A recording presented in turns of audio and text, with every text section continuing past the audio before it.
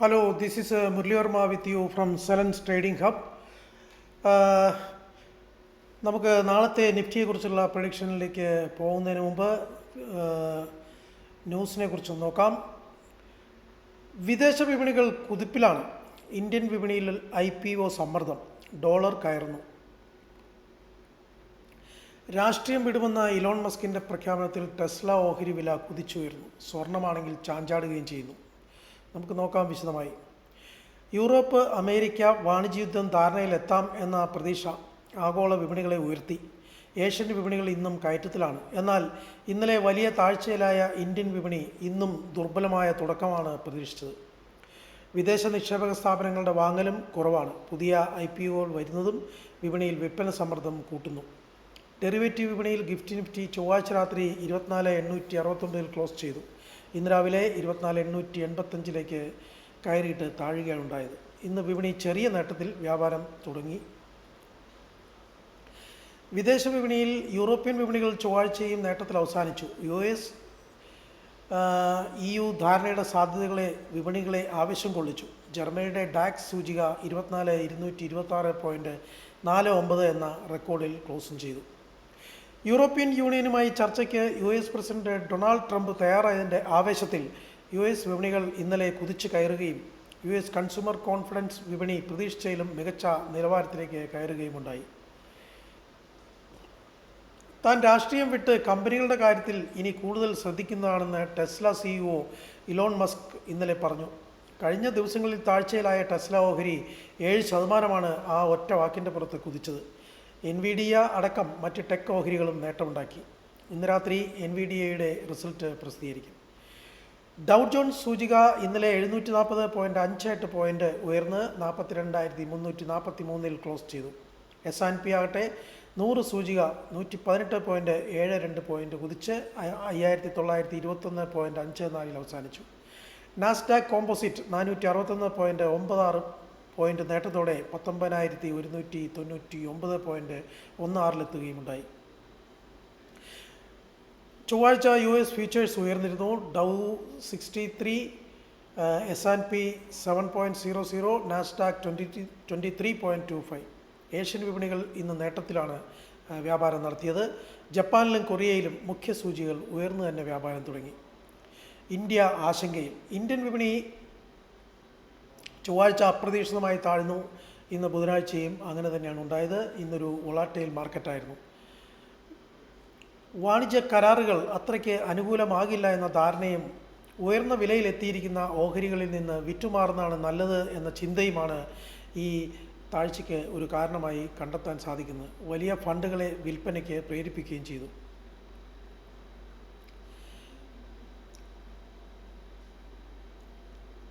പിന്നെ mid cap ഓഹരികളിലെ കയറ്റിറക്ക അനുപാതം ഇറക്കത്തിന് അനുകൂലമായി മാറി. BSEയിൽ 1,897 ഓഹരികൾ ഉയർന്നപ്പോൾ 2,053 ഓഹരികൾ ഇടിയുകയാണ് ഉണ്ടായത്. NSEയിൽ ഉയർന്നത് 1,412, താഴ്ന്നത് 1,462 ഓഹരികളും.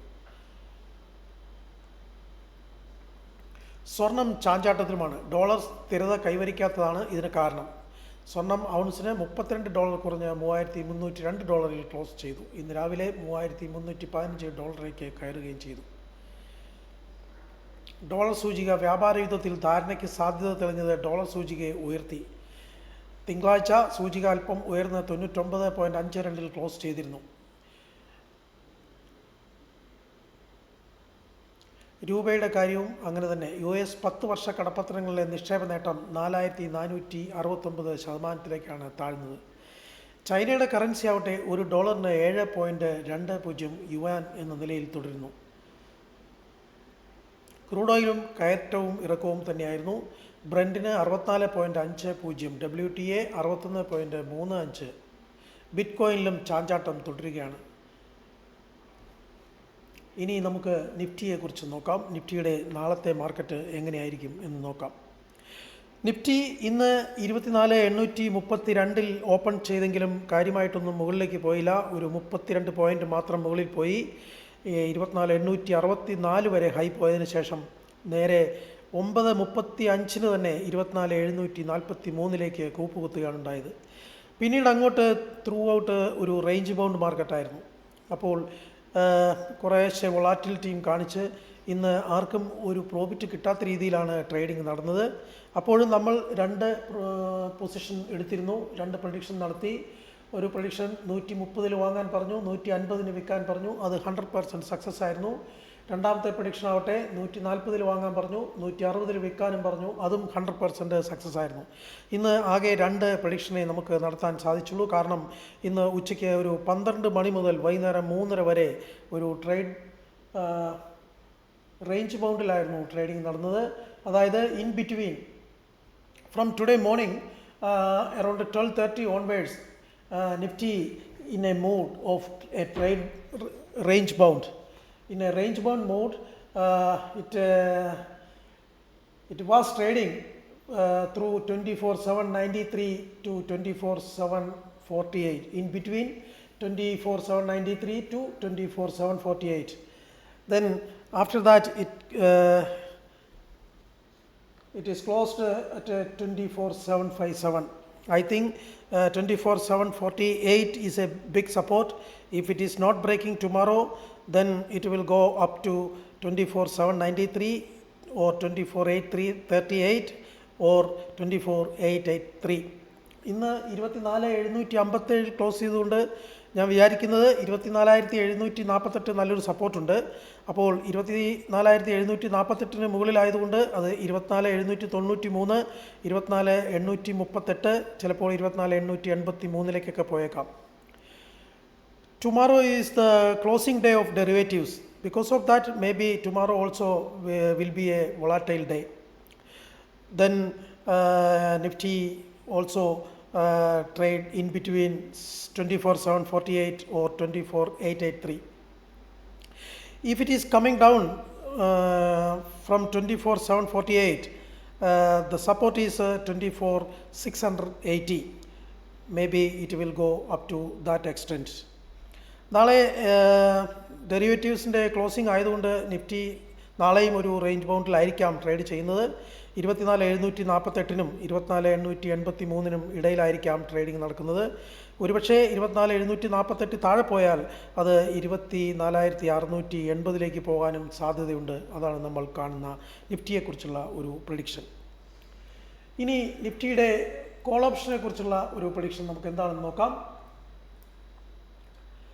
നിഫ്റ്റിയുടെ കോൾ ഓപ്ഷൻ ഇന്ന് 200 ഓപ്പൺ ചെയ്ത് 256 വരെ മാത്രമേ ഹൈ പോയുള്ളൂ. അതിനുശേഷം രാവിലെ തന്നെ 128 വന്നെങ്കിലും 9:37, പിന്നീട് അത് 170 വരെ മാത്രമേ പോയുള്ളൂ.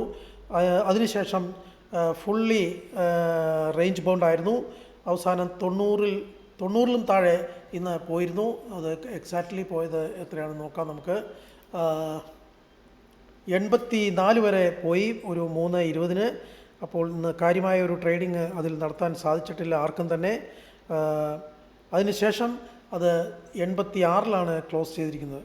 അപ്പോൾ 90-ൽ താഴെ ക്ലോസ് ചെയ്തുകൊണ്ട് അത് വീണ്ടും 80-ൽ താഴെ പോകുമോ എന്ന് സംശയമുണ്ട്. അങ്ങനെ നാളെ 90-ൽ താഴെ ഓപ്പൺ ചെയ്താൽ അത് 80, 60, 40, 30 ലെവലിലേക്കൊക്കെ പോയേക്കാം. ഇനി അഥവാ 90-ന് മുകളിൽ ഓപ്പൺ ചെയ്താൽ അത് 100, 120, 140, 150, 160 ലെവലിലേക്കും പോയേക്കാം. Today 24,800 call option open at 200 and it gone up to 256 in the top side, and the bottom side 84 and closed 86.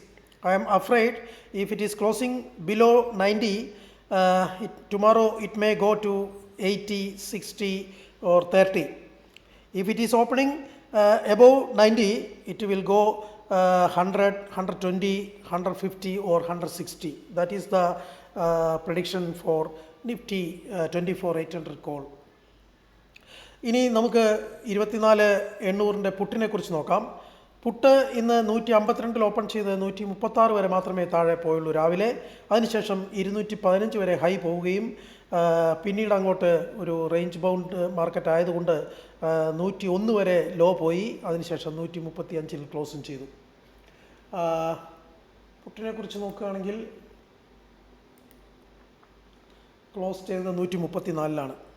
അപ്പോൾ 138 ഒരു റെസിസ്റ്റൻസ്. അപ്പോൾ റെസിസ്റ്റൻസിന് താഴെ ക്ലോസ് ചെയ്ത സ്ഥിതിക്ക് നാളെ ചിലപ്പോൾ 123, 107, 92, 76, 60 ലെവലിലേക്കൊക്കെ പോയേക്കാം. ഇനി 138 മുകളിൽ ഓപ്പൺ ചെയ്താൽ അത് 153, 184, 215, 240 ലെവലിലേക്കും പോയേക്കാം. I am saying about the 24,800 PE. PE was open today morning 152 and gone up to 215. After that it came down, it come down to 101 and closed at 134. Then if it is opening tomorrow above 138, it will go up to 153, 184, 215 or 240. If it is opening below 138, it may go down to 123, 107, 92, 76, even 60 also it can go. This is a prediction for Nifty put option, call option and Nifty. Anyway, thank you very much.